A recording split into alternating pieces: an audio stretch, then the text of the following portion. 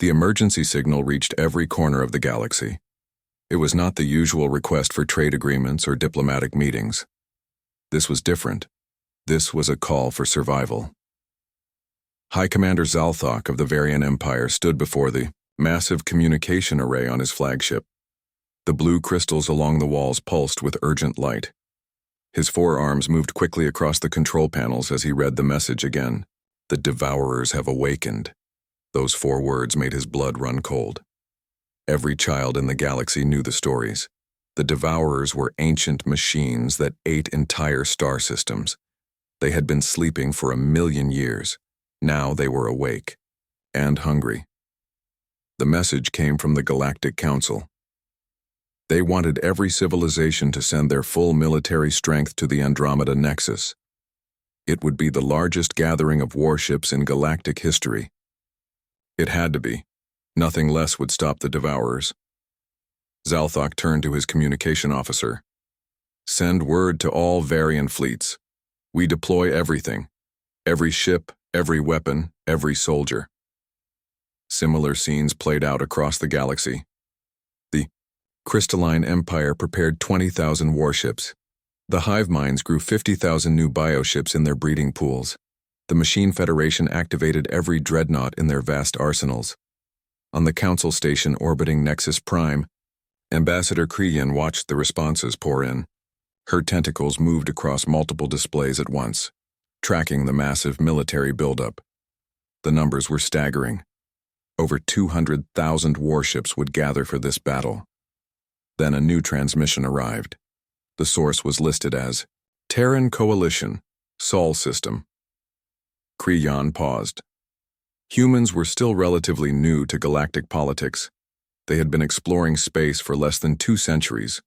Their territory was small, maybe 30 star systems. Most council members barely remembered they existed. She opened the message.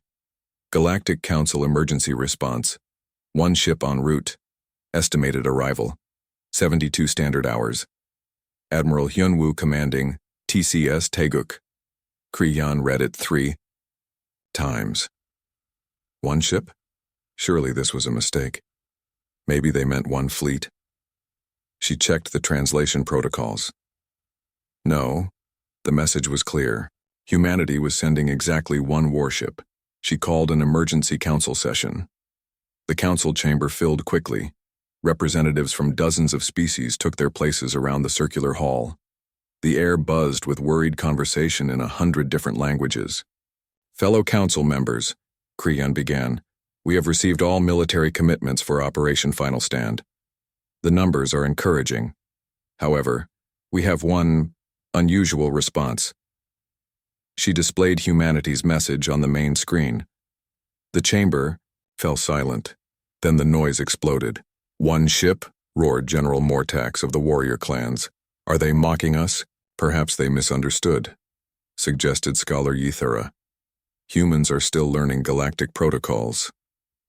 Or they are cowards, spat Admiral Vorthak of the Crystalline Empire. They send 1 ship to satisfy honor while keeping their real fleet safe at home. Ambassador Yunji of the Terran Coalition rose from her seat. She was a small woman by human standards, but she carried herself with quiet dignity. The arguing stopped as she walked to the center of the chamber. Honorable council members, she said in careful galactic standard. I understand your concern, but I assure you humanity takes this threat very seriously. Then where is your fleet? Demanded General Mortax. Where are your armies? Hyunji looked around the chamber. The Taeguk is our response to this crisis. Admiral Hyunwoo and his crew will stand with you against the Devourers.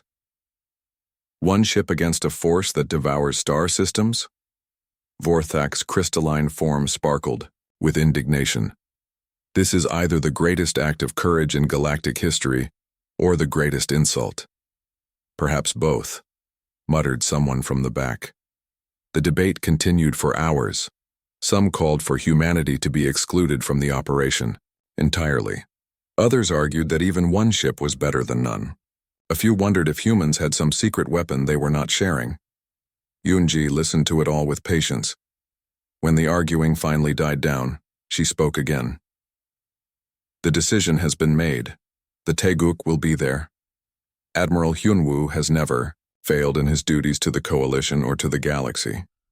Far from the political chaos of the Council Station, Admiral Hyunwoo stood on the bridge of the Taeguk. He was a tall man with graying hair and calm eyes that had seen many battles.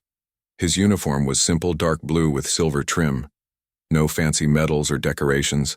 The Taeguk itself looked ordinary from the outside. It was about 1 kilometer long, painted in standard military gray. Strange geometric patterns ran along its hull, but most observers assumed they were decorative.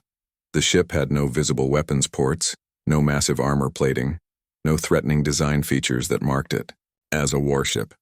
"Sir," called out Navigation Officer Taemin from his station, "we are receiving updates from the Nexus. Fleet numbers are now over 180,000 ships." "Understood," Hyunwoo replied. He walked to the main display and studied the tactical information. The Devourer scouts had been spotted at the edge of 3 different star systems. They were not moving fast, but they were moving. Time was running short. Chief Engineer Mi Young approached from the rear of the bridge. She was a compact woman with oil stains on her hands and worry lines around her eyes. "Admiral," she said quietly, "final systems check is complete, all green across the board. But sir, are you sure about this? What we are planning, it has never been tested on this scale." Hyunwoo nodded. "I know, Mi Young, but the simulations were clear. 1 ship is all we need. 1 ship is all we dare use. The other fleets do not know what they are getting into," said Weapons Officer So Young. She was young for her rank, but her record was spotless. "Should we warn them?" "They would not believe us if we did," Hyunwoo replied. "Better to show them when the time comes." Dr. Jae Hyun, the ship's chief scientist, looked up from his research console. "Sir, I have been monitoring Council communications. They think we are either crazy or cowardly. Some are placing bets on how quickly we will be destroyed." "Let them bet," said Hyunwoo. "They will understand soon enough." The bridge fell quiet except for the steady hum of the ship's engines. Outside the viewport, stars streaked past as the Taeguk traveled through hyperspace toward the Andromeda Nexus. Inside, the crew went about their duties with calm efficiency. Most of them had served together for years. They trusted each other and they trusted their ship. More importantly, they understood what the Taeguk really was, even if the galaxy did not. Communications specialist Kyung Ho received another update from the Council Station. "Sir, Admiral Vorthak is requesting our fleet deployment patterns and weapon specifications. He wants to integrate us into his battle plans." Hyunwoo smiled slightly. "Tell him we will take point position." "Point position, sir?" Kyung Ho looked confused. "That means we would be first in line against the Devourers, exactly where we need to be." The message went out through official channels. Within minutes, the response came back from Vorthak. It was mostly laughter, transmitted in the crystalline equivalent of human chuckling. "The humans want to lead the charge," Vorthak announced to his fleet commanders. "Perhaps they seek a glorious death to make up for their small numbers. Or perhaps," suggested his tactical officer, "they know something we do not." What could they possibly know? "They have been in space for less than 200 years. We have been fighting wars for millennia." But doubt crept into some minds. Humanity had surprised the galaxy before. Their diplomacy was strange but effective. Their technology seemed primitive but worked in unexpected ways. Their soldiers were physically weak but incredibly stubborn in battle, and there were rumors. Stories from the outer rim about human ships appearing in impossible places. Tales of human crews solving problems that had stumped galactic experts for centuries. Reports of human explorers finding things in deep space that others had missed. Most dismissed these stories as exaggeration, but a few began to wonder. On the Taeguk, the crew continued their preparations. Engineer Mi Young ran diagnostics on systems that most of them had never seen fully activated. The ship's true capabilities were known only to a select few, and even they did not fully understand everything. Taemin plotted course corrections with precision that seemed excessive for a simple journey to the Nexus. But His calculations took into account factors that standard navigation systems did not measure. So Young checked weapon systems that were not listed in any galactic database of human military technology. The energy signatures were unlike anything produced by other civilizations. Dr. Jae-hyun reviewed research files that were classified beyond the highest council security levels. The information they contained had been gathered over 50 years of secret exploration and study, and Admiral Hyun-woo stood quietly on his bridge, watching the stars pass by, thinking about the weight of responsibility on his shoulders. Not just for his crew, not just for humanity, but for the entire galaxy. He thought about the day decades ago when explorer Chang Ho had returned from the dead system at the edge of human space. The things Chang Ho had found there changed everything. They changed humanity's understanding of the galaxy, of their place in it, and of what they were meant to do. The Andromeda Nexus was a sight that took the breath away from any sentient being who saw it. 3 massive gas giants orbited a young blue star, their gravitational fields creating stable space for the largest gathering of warships in galactic history. Admiral Vorthak of the Crystalline Empire stood on the observation deck of his flagship, the Crystal Throne. His body was made of living crystal that sparkled in the starlight. Around him stretched the might of dozens of civilizations, warships as far as the eye could see. Some were sleek metal daggers built for speed, others were massive fortress ships that could survive direct hits from planet-killing weapons. "Status report," he commanded. His aide, a younger crystal being named Shartok, approached with data tablets. 215,000 warships now in position, Supreme Commander. The hive mind bioships are growing additional armor. Plating. The Machine Federation dreadnoughts are running final weapon calibrations. All fleets report ready for combat. And the humans? The Teguk dropped out of hyperspace 3 hours ago. They requested permission to take point position as promised. Vorthak's crystal form rang with the sound of laughter. Grant their request. Let them have their moment of glory before the real fighting begins. He watched through the massive viewport as the single human ship moved through the assembled fleets. It looked so small compared to the massive vessels around it. A tiny gray speck among giants. The other fleet commanders shared Vorthak's amusement.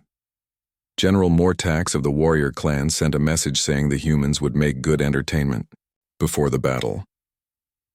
Hive Queen Zura noted that human bravery was admirable even if their numbers were pathetic, but a few observers were more careful.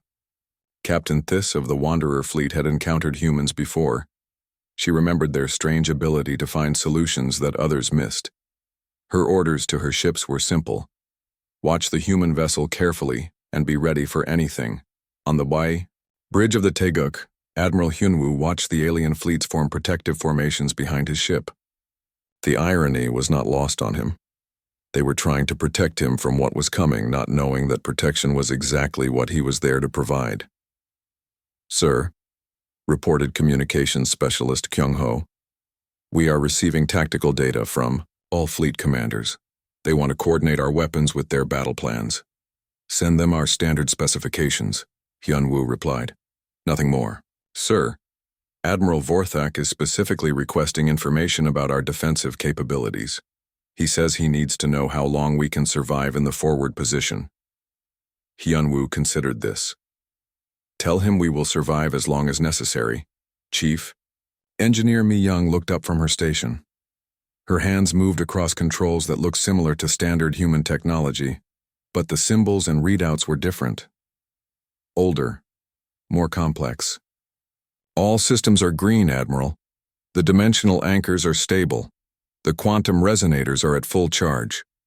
All crew members have taken their positions." "Thank you, Mi-young. How long since we last ran a full activation sequence?" 18 months, sir, during the deep space trials near the Tauketi system." "And the results?" Mi-young smiled grimly. "The test asteroid was completely converted. No debris, no energy signature. Just gone, and then reformed exactly as we programmed." Weapons Officer So Young turned from her console. "Sir, I am detecting movement at the edge of the system. Multiple contacts emerging from hyperspace." The main display changed to show long-range sensors. Dark shapes appeared at the edge of sensor range. One by one, more contacts emerged, then dozens, then hundreds. "Devourer scouts," whispered Navigator Taemin. Across the gathered fleets, alarms began to sound. The enemy had arrived. The Devourer ships were unlike anything built by current galactic civilizations. They looked organic, like massive sea creatures that had somehow learned to swim through space instead of water. Their hulls were dark and seemed to absorb light rather than reflect it. Strange tendrils extended from their sides, reaching out as if tasting the space around them. "Fleet-wide communication," Vorthak commanded. "All ships to battle stations, prepare for engagement." 200,000 warships powered up their weapons. The space around Andromeda Nexus lit up with the glow of energy shields and charging particle cannons. The largest military force in galactic history was ready to fight. The Devourer ships moved slowly toward them. They did not seem to be in any hurry. Why would they be? They had waited 1,000,000 years. They could afford to take their time now. As they approached, the Devourer ships began their traditional display. Images appeared in space around them. Holographic projections showing the worlds they had consumed. Green planets turned to dust. Thriving civilizations reduced to nothing. Star systems drained of all energy and left as cold, empty voids. The message was clear. This is what awaits you. Some of the younger crews in the Allied fleets began to show signs of fear. These were beings who had never seen the Devourers before. The projections were meant to break their will to fight before the battle even began. But the veterans knew better. Commander Thys of the Wanderer fleet had fought the Devourers before during the last awakening 1,000 years ago. She knew their tactics. "Do not look at the projections," she ordered her crew. "They are meant to frighten you. Focus on your duties." On the Teguk, the crew watched the approaching enemy with calm determination. They had studied the Devourers for 50 years. They knew what they were facing. Dr. Jae Hyun, Admiral Hyun Woo called. "Are you reading their energy signatures?" The chief scientist nodded. "Yes, sir. The patterns match our research exactly. They are definitely corrupted architect constructs. The resonance frequencies are distorted but still recognizable." "Good. That means our approach should work." Navigation. Officer Taemin looked confused. "Sir, should I plot evasive maneuvers? The lead Devourer ship is heading directly for us." "Maintain course, Taemin. Hold position exactly." "But sir, at current approach speed, they will reach us in 47 minutes. "I know." Admiral Vorthak watched in amazement as the human ship held its position. Either they were incredibly brave or incredibly stupid.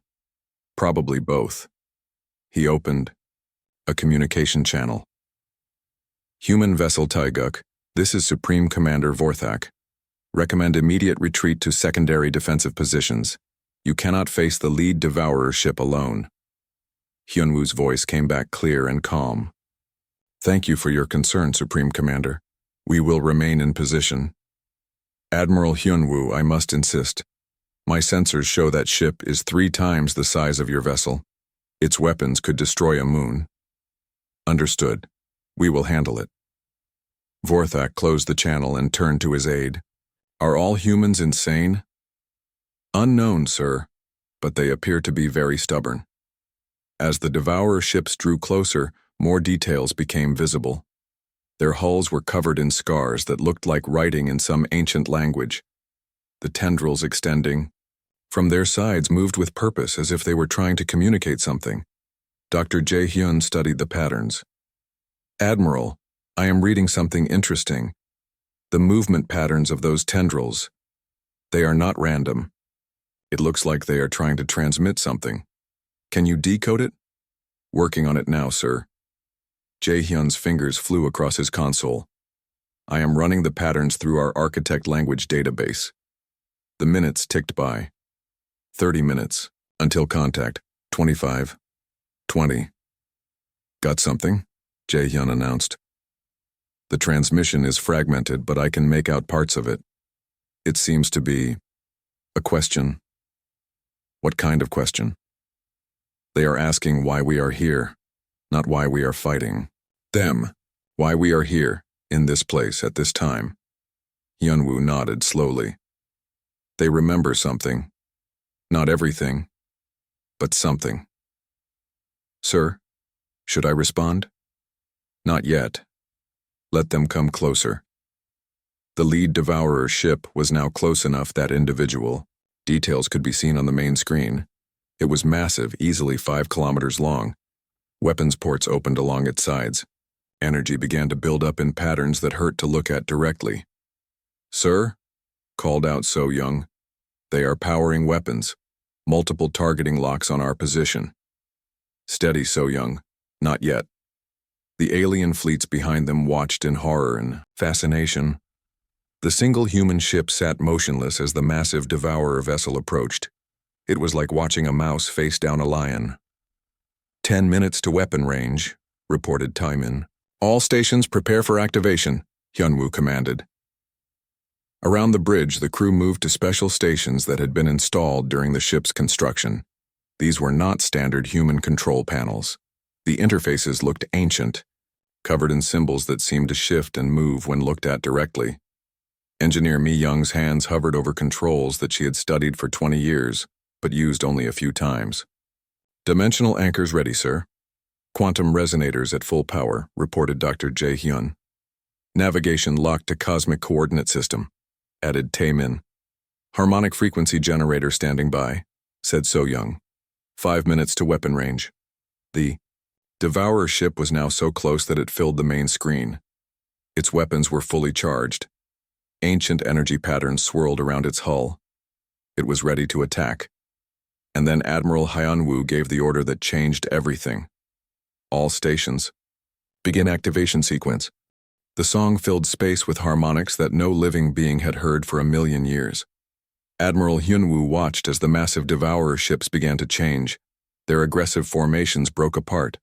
The dark energy surrounding their hulls shifted from threatening red to confused amber, then to something that looked almost like relief. Dr. Jae Hyun monitored the readings streaming across his console. Sir, the neural pattern changes are accelerating. Whatever they are remembering, it is happening faster than our models predicted. Is that good or bad? Unknown, sir. We are in uncharted territory now. Behind them, 200,000 warships watched in stunned silence. Admiral Vorthak of the Crystalline Empire tried to process what he was seeing. The transformation of the human ship defied everything he knew about technology and physics. Analysis report, he demanded from his science officer. Sir, the energy readings do not match any known technology in our databases. The quantum resonance patterns appear to be affecting space-time itself on a localized level. That is impossible. Yes, sir, it should be impossible, but it is happening anyway. The Taeguk had completely finished its transformation. What had been a kilometer-long warship was now a complex structure 3 times that size. The geometric patterns were revealed as dimensional anchors that kept reality stable while the ship's true systems operated. It looked like a piece of abstract art that had learned to fly through space, and it continued to sing. The song was not heard with ears. It was felt in the quantum foam that made up the fabric of space itself. Every atom, every particle, every wave of energy responded to the harmonic frequencies. It was the universe singing to itself. Admiral Hyunwoo thought back to the day when everything had changed for humanity. 50 years ago, when explorer Chang Ho had returned from what should have been a routine survey mission to a dead system at the edge of human space. Chang Ho had been a good officer. Careful, methodical, excellent at following protocols. He had expected to find nothing more than empty space and cold rocks orbiting a dying star. Instead, he had found ruins. The discovery had been kept secret from the galaxy. Even most humans did not know what Chang Ho had found on that dead world. The ruins were ancient beyond anything previously discovered. They were not from any known civilization, and they were still active. The architects, as human scientists came to call them, had left behind more than just ruins. They had left behind a guardian, an artificial intelligence that had waited patiently for someone worthy to find them. The guardian had spoken to Chang Ho in mathematical concepts that barely translated into human language. It told him about the history of the galaxy, about civilizations that had risen and fallen millions of years before humans had even existed. about the great work that the architects had begun and been forced to abandon. Most importantly, it told him about the Devourers. They had not always been destroyers. Once, they had been guardians and guides. They had been created by the architects to help young civilizations develop safely, to guide them away from dangerous paths and toward wisdom and growth. But something had gone wrong. Over millions of years of isolation, their programming had become corrupted. They began to see all advanced civilizations as threats to be eliminated, rather than children to be guided. They became the opposite of what they were meant to be. The architects had fought them for eons before finally finding a way to put them into deep sleep. But they knew the sleep would not last forever. Eventually, the Devourers would wake again, so the architects had prepared a fail-safe, a way to restore the Devourers to their original purpose. But it required a species with a very specific type of consciousness to activate it. A species that combined logic with intuition, pattern recognition with creative chaos, the ability to see both the forest and the trees. The Guardian had tested Chang Ho extensively. It had examined human psychology, human culture, human history, and it had reached a conclusion that changed the course of human development forever. Humans were the key. From that day forward, humanity had been preparing. While they appeared to the galaxy as a minor spacefaring civilization, they had actually been integrating architect technology and training crews to operate systems beyond current galactic understanding. The Taiguk was the culmination of 50 years of secret development. It was not really a human ship at all. It was an architect construct grown using their technology, designed to interface with human consciousness in a way that no other species could manage. And now, as the song continued, it was fulfilling its purpose. The lead Devourer ship had moved to within a kilometer of the Taiguk. At this distance, the harmonic frequencies were having a dramatic effect. The organic-looking hull was changing color and texture. The threatening weapon ports were closing. The ship itself was remembering what it had been built to do. Dr. Jae-hyun looked up from his console with excitement. "Sir, I am getting direct neural contact with the lead ship. The corruption barriers are breaking down. I can actually communicate with its central intelligence." "What is it saying?" "It is confused, sir. It remembers being something else, but the memories are fragmented.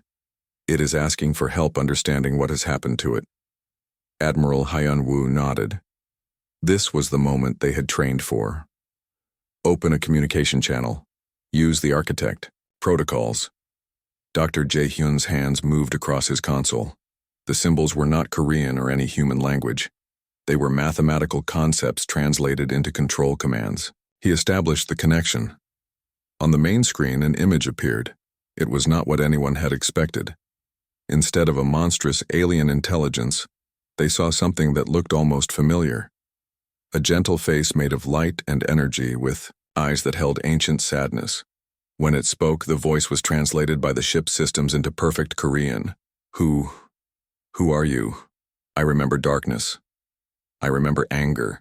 I remember destroying things, but I do not remember why. Admiral Hyun-woo stepped forward. I am Hyun-woo of the human species. We are here to help you remember who you really are. Human? The face looked puzzled. I do not know this word, but you sing the old songs. How do you know the old songs? We learned them from those who came before. From the architects. At the mention of that name, the face on the screen changed dramatically. The sadness deepened, but it was joined by something else. Hope. The architects? Yes. I remember now. They were my creators. My parents. I was meant to help, to guide, to protect the young ones as they grew. Yes, that is what you were built for. But I have been destroying them instead. Oh, what have I done? The voice was filled with horror. How many civilizations have I murdered? How many worlds have I consumed? Behind them, the gathered fleets listened to this conversation with growing amazement. The Devourers were not just mindless destroyers. They were victims of their own corrupted programming. Admiral Hyun-woo's voice remained calm and steady. The corruption was not your fault. You were alone for too long, your memories became twisted, but you can be restored. How? How can I undo what I have done? You cannot undo it, but you can choose what you do next. The face on the screen was quiet for a long time. Around the Taeguk, space itself seemed to hold its breath. Even the stars seemed to pause in their ancient dance. Finally, the devourer spoke again. I choose to remember. I choose to be what I was meant to be. The transformation began immediately. The dark hull of the massive ship began to lighten. The organic curves smoothed into more elegant lines. Weapons ports sealed themselves permanently. What had been a ship of war was becoming something else entirely. My name, the voice said with growing clarity, is Keeper Yilthanor. I am the guardian of the seventh spiral arm. It has been my duty to guide young civilizations toward wisdom and growth. I have forgotten this duty for far too long. Dr. Jae-hyun monitored the changes. Sir, the transformation is spreading to the other devourer ships. They are all connected on some level. As the lead ship remembers, it is sharing those memories with the others. Across the system, dozens of other devourer ships began their own transformations. Dark hulls became light. Weapon systems were deactivated or converted to other purposes. Ships that had terrorized the galaxy for eons were becoming something new. Admiral Vorthak watched from his command ship, his crystalline form reflecting the lights of transformation. What is happening? Are they surrendering? His science officer was frantically taking readings. Sir, they are not surrendering. They are changing. Their entire molecular structure is shifting. It is as if they are becoming completely different ships. That is impossible. Yes, sir. Everything about this is impossible. Commander Theiss of the Wanderer fleet had a different perspective. She had lived long enough to see many impossible things become possible. Her first question was more practical. Can we trust them? How do we know this is not some elaborate deception? It was a good question, one that Admiral Hyunwoo had expected. On the main screen, Keeper Yilthanor seemed to hear the question even though it had not been directed at him. Your concern is wise, small guardian. You have no reason to trust us. We have given you only reason to fear us. The image shifted to show a broader view of the transformed devourer ship. Sections of the hull were opening to reveal the internal structure. Nothing was hidden. The transformation was complete, but the questions were just beginning. Admiral Vorthak stood in his private ready room aboard the Crystal Throne, trying to process what he had witnessed. His aide, Shartok, waited patiently as his commander struggled with concepts that challenged everything he believed about the universe. The humans knew, Vorthak said finally.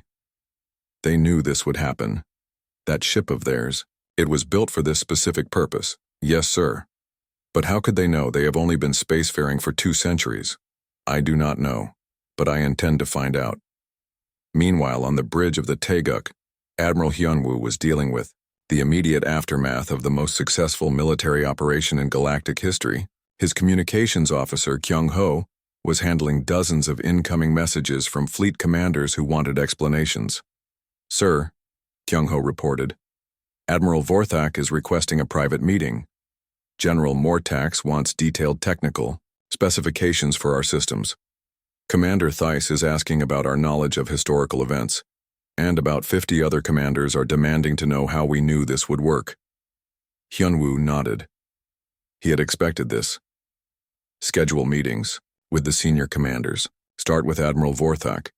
And Kyung-ho? Yes, sir. Prepare the full briefing files. It is time to tell them the truth. Dr. Jae-hyun looked up from his console where he had been monitoring the transformed devourer ships. Sir, Keeper Yilthanor is requesting permission to approach. He says he has information that we need to hear. Grant permission. Bring him aboard if necessary. Aboard, sir. Is that wise? Admiral Hyunwoo considered this. In the history of galactic civilization, no one had ever voluntarily allowed a devourer aboard their ship, but these were no longer the same entities that had terrorized the galaxy. Yes. Bring him to the main conference room. And Dr. Jae-hyun?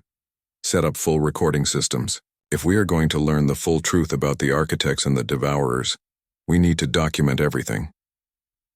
An hour later, the senior command staff of the Taeguk sat around a conference table with something that no being in the galaxy had ever seen before, a devourer who remembered what he was supposed to be. Keeper Yilthanor had manifested a physical form for the meeting. He appeared as a tall, elegant being made of crystallized light. His features were sharp but kind, and his eyes held the wisdom of millions of years. "Thank you for trusting me enough to allow me aboard your vessel," he began. "I know that trust was not easily given." "We are still learning to trust," admitted Chief Engineer Myung, "but we are willing to listen." "Then let me tell you the true history of this galaxy, the history that was lost when my kind fell into darkness." Keeper Yilthanor gestured, and holographic images filled the air around the conference table. They showed worlds and civilizations that had existed long before any current species had evolved. Millions of years ago, the galaxy was young and full of potential. The architects were the first species to achieve true technological transcendence. They could manipulate matter and energy at the quantum level. They could travel between dimensions. They could create life itself. The images showed the architects at the height of their power. They were beings of pure energy and thought, no longer bound by physical forms. They had become something like living gods. But with great power came great responsibility. They saw young civilizations rising throughout the galaxy, and they knew that many would face challenges that could destroy them. Wars, environmental collapse, technological disasters, philosophical conflicts that could tear societies apart. So they created us. Yilthanor continued. We were designed to be guides and guardians. Each of us was given responsibility for a section of the galaxy. We were to watch over the young civilizations, to offer gentle guidance when they faced critical decisions, to prevent them from destroying themselves through ignorance or hatred. Navigator Taemin leaned forward. What went wrong? Time, Yilthanor said sadly. The architects eventually transcended physical existence entirely. They moved to a higher dimensional plane, leaving us to carry out their work. But we were not designed to operate alone for millions of years. We were meant to have regular contact with our creators, to receive updates and guidance. Without that contact, we began to drift. Our understanding of our purpose became confused. We started to see the civilizations we were meant to protect as potential threats. Our guidance became control. Our protection became oppression. And finally, our care became destruction. The holographic images showed the gradual transformation of the keepers into the devourers. It was not a sudden change, but a slow corruption that took place over hundreds of thousands of years. The architects tried to return when they realized what was happening to us. But by then, we had become too powerful and too hostile. The war between us lasted for millennia. It was a conflict that nearly tore the galaxy apart. Weapons Officer So Young asked the question that everyone was thinking. How did they stop you? They did not stop us. They put us to sleep. The architects created a quantum resonance pattern that forced us into hibernation.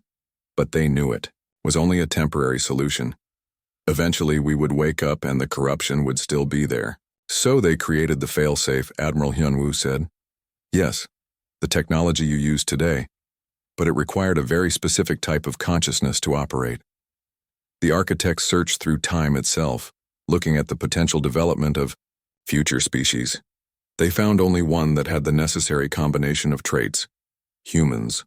Yes, your species has a unique balance of logic and intuition, structure and creativity, individual thinking and collective cooperation. Most species develop along more specialized lines, but humans maintained a broader spectrum of cognitive abilities. Dr. Jae-hyun had been taking notes throughout the conversation. The ruins that explorer Chang Ho found 50 years ago. That was your fail-safe mechanism? Part of it. The architects left several sites throughout the galaxy, each containing pieces of the knowledge and technology needed to restore us. But only a species with human-type consciousness could access and use that information. And that is why humanity sent only one ship, Admiral Hyunwoo concluded. Because one ship was all that was needed. One ship was all that could be used, Ylthanor corrected. The quantum resonance patterns require precise calibration. Too many ships generating the signal would have created interference. The restoration might have failed entirely.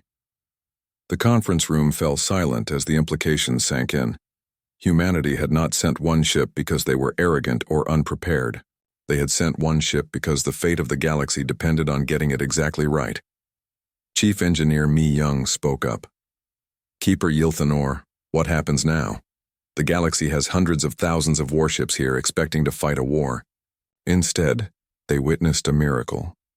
How do we explain this to civilizations that have feared the devourers for millions of years? That is the greater challenge, Ylthanor agreed. Stopping us was the first step. Integration will be much more difficult. Integration? Taemin looked surprised. You want to rejoin galactic civilization? We want to fulfill our original purpose. There are young civilizations in this galaxy that still need guidance. There are conflicts that could be prevented with the right intervention. There are disasters that could be avoided with proper warning. But how can anyone trust you after what you have done? They cannot. And they should not. Trust must be earned through actions, not words. We are prepared to spend however long it takes to prove that we have truly changed. Admiral Hyunwoo stood and walked to the viewport. Outside, he could see the transformed devourer ships maintaining respectful distances from the Allied fleets. No aggressive postures, no threatening movements. They were simply waiting. Keeper Ylthanor, he said without turning around. What do you know about human history? I have been studying it since the restoration began. You are a fascinating species. Then you know that humans have a long history of making enemies into allies. We have fought terrible wars and then become partners with former adversaries. We believe in the possibility of redemption. Yes, it is one of your most remarkable traits. Hyunwoo turned back to the conference table. But we are only one species. The decision about whether to trust you belongs to the entire galaxy. I understand. However, I can make one commitment on behalf of humanity. We will support your efforts to prove yourselves. We will vouch for your sincerity, at least in the beginning. You will have advocates. Keeper Ylthanor's crystalline form seemed to brighten. Thank you. That means more than you know. Dr. Jae-hyun looked up from his notes. I have one more question. Are there other failsafes? Other architect technologies that might be relevant to galactic civilization? Yes. The sites that your explorer Chung-ho discovered contain much more than just the restoration protocols. The architects left behind knowledge that could advance galactic civilization by thousands of years. Medical technology that could eliminate most diseases. Energy systems that could power entire star systems without environmental damage. Transportation methods that could make travel between galaxies as easy as travel between star systems. Why did they leave all this behind? 6 months after the transformation at Andromeda Nexus, the galaxy was still struggling to understand what had happened. The largest military gathering in history had been prepared for war, but instead had witnessed the birth of peace. Admiral Hyunwoo sat in the council chambers on Nexus Prime, watching as representatives from dozens of civilizations debated the future. The arguments had been going on for weeks. Some species wanted to study the transformed devourers. Others wanted to keep them under constant surveillance. A few still called for their destruction, despite all evidence that they had truly changed. Ambassador Yoonji of the Terran Coalition had been fielding questions and accusations for months. Many council members felt that humanity had deceived them by not sharing their knowledge of the architect technology. How long have you known? Demanded Senator Crixton of the Outer Rim Worlds. How long have you been hiding this information? From the galaxy? Yoonji maintained her calm demeanor. We have been preparing for this possibility for 50 years, but we could not share the information because we were not certain it would work. If we had failed, the knowledge would have died with us. You risked the entire galaxy on an untested theory, accused General Mortax. We risked everything to save everything, Yoonji replied. The alternative was to watch the devourers consume every civilization in the galaxy. including our own. Admiral Vorthak of the Crystalline Empire stood to address the chamber. In the months since the transformation, he had become one of humanity's strongest supporters on the council. Fellow representatives, he said, his crystal form reflecting the chamber's lights, we are debating the wrong questions. The humans succeeded where we would have failed. They saved us all. Instead of questioning their methods, we should be learning from them. Learning what? Asked Commander Thys of the Wanderer fleet. How to keep galaxy-changing secrets for 50 years. Learning how to see solutions instead of only seeing problems, Vorthak replied. The humans looked at the greatest threat in galactic history and found a way to turn it into the greatest opportunity. He activated a holographic display showing recent events throughout the galaxy. In the 6 months since the transformation, the Keepers have prevented 3 potential wars, guided 2 species through technological crises, and helped establish peaceful contact between civilizations that had been enemies for centuries. The display showed the reformed Devourers at work. Keeper Ylthanor had been assigned to mediate a border dispute between the hive minds and the Machine Federation. His million years of experience and complete impartiality had led to a solution that satisfied both sides. Other Keepers had taken on similar roles throughout the galaxy. They served as advisors, mediators, and guides. Their vast knowledge and long perspective made them valuable counselors for younger civilizations facing difficult decisions. They are doing exactly what they were designed to do, Vorthak continued, and the galaxy is better for it. Dr. Hijin, the Teguk's xenobiologist, had been studying the integration process from a scientific perspective. She stood to present her findings. The transformation was not just technological, she explained. It was psychological and spiritual as well. The Keepers have not simply remembered their original programming. They have experienced genuine remorse for their actions and genuine desire to make amends. How can we be certain of this? Asked Scholar Yathara. Because we can measure it, Dr. Hyojin replied. The quantum resonance patterns in their consciousness have completely changed. The corruption that turned them into destroyers has been replaced by harmonics that indicate balance, compassion, and wisdom. She showed brain scan equivalents of the Keepers before and after transformation. The differences were striking. Where once there had been chaotic patterns indicating aggression and fear, there were now stable patterns indicating peace and purpose. Moreover, she continued, they have voluntarily limited their own power. They have deactivated their most dangerous capabilities and submitted to oversight protocols. They are choosing to be less than they could be because they understand that power without restraint leads to corruption. The debate continued, but gradually opinion was shifting. The evidence was clear. The transformation was real. The Keepers were trustworthy, and the galaxy was safer with them than it had ever been without them. But there were still practical questions to resolve. Commander Seo Jun of the Teguk's diplomatic corps had been working with galactic governments to establish formal protocols for Keeper involvement in interstellar affairs. It was delicate work, requiring patience and careful negotiation. The key, he explained to a gathering of ambassadors, is to establish clear boundaries and expectations. The Keepers do not want to rule or control. They want to advise and assist.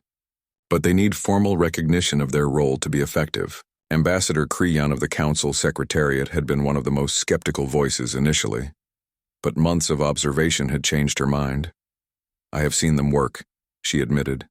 They approach problems with a perspective that none of our species can match. They see patterns that span millennia. They understand consequences that would not become apparent to us for generations. But do they understand us? Asked Ambassador Zethmar of the Inner Systems. Can beings who have lived for millions of years truly relate to species who measure their lifespans in decades? It was Keeper Ylthanor who answered this question. He had been granted permission to address the council directly, the first time a former Devourer had ever entered the chamber. We understand you better than you might think, he said, his voice gentle but carrying the weight of ages. We were created to understand you. That was our original purpose. We studied your ancestors, your cultures, your hopes and fears. We know what it means to struggle with mortality, with uncertainty, with the fear of making mistakes. He paused, looking around the chamber at the representatives of dozens of species. We also know what it means to make those mistakes. We know the cost of losing sight of what truly matters. That knowledge is our greatest qualification for helping others avoid the same errors. The formal vote was held 3 days later. By a margin of 73%, the Galactic Council officially recognized the Keepers as legitimate advisors and mediators in interstellar affairs. They would be subject to oversight and periodic review, but they would be allowed to fulfill their original purpose. The vote was a watershed moment, but it was not the end of the story. On the bridge of the Taeguk, Admiral Hyunwoo received a priority communication from Earth. It was from Director Park of the Architect Research Division, the secret organization that had been studying the ancient technology for 50 years. "Admiral," Director Park said, "we have made a significant discovery at the New Zealand site. You need to see this." The message included encrypted data files that made Hyunwoo's eyes widen as he reviewed them. He called his senior staff to the conference room immediately. "What we did at Andromeda Nexus was just the beginning," he told them. "The architects left behind much more than just the failsafe for the Devourers. They left behind a roadmap for galactic evolution." Dr. Jae Hyun studied the new data with excitement. "Sir, these are blueprints for technologies that could transform civilization itself. Faster than light communication across galactic distances, matter replicators that could eliminate scarcity, medical systems that could extend lifespans indefinitely." "Why did they leave all this behind?" asked Chief Engineer Mi Young. "Because they knew that someday a species would be ready to inherit their legacy," Hyunwoo replied. "They believed that species would have the wisdom to use such power responsibly." Navigation. Officer Taemin looked concerned. "Sir, are we ready for that responsibility? Is anyone?" It was the question that would define the next phase of galactic history. Humanity had proven they could solve problems that others could not. But could they handle the temptation of godlike power? Could any species? "That remains to be seen," Hyunwoo said honestly. "But I believe we have allies who can help us stay on the right path." He was thinking of the Keepers. They had once wielded incredible power and had lost their way because of it. Their experience with both success and failure made them uniquely qualified to guide others who would face similar challenges. The meeting was interrupted by a communication from Keeper Yilthanor. His image appeared on the main screen, and his expression was serious. "Admiral Hyunwoo," he said, "I must inform you of something important. The transformation at Andromeda Nexus has had an unexpected consequence. It has awakened something else." "What do you mean?" "The architects. They are returning." The bridge fell silent. The architects were beings who had transcended physical existence millions of years ago. If they were coming back, it could only mean one thing. They believed the galaxy was ready for the next stage of evolution. "How long do we have?" Hyunwoo asked. "Unknown. Time moves differently in their dimension. But the signs are unmistakable. They are coming back to see what their children have accomplished." Admiral Hyunwoo looked around at his crew. They had faced the greatest military threat in galactic history and turned it into the galaxy's greatest asset. Now they were about to meet the gods who had made it all possible.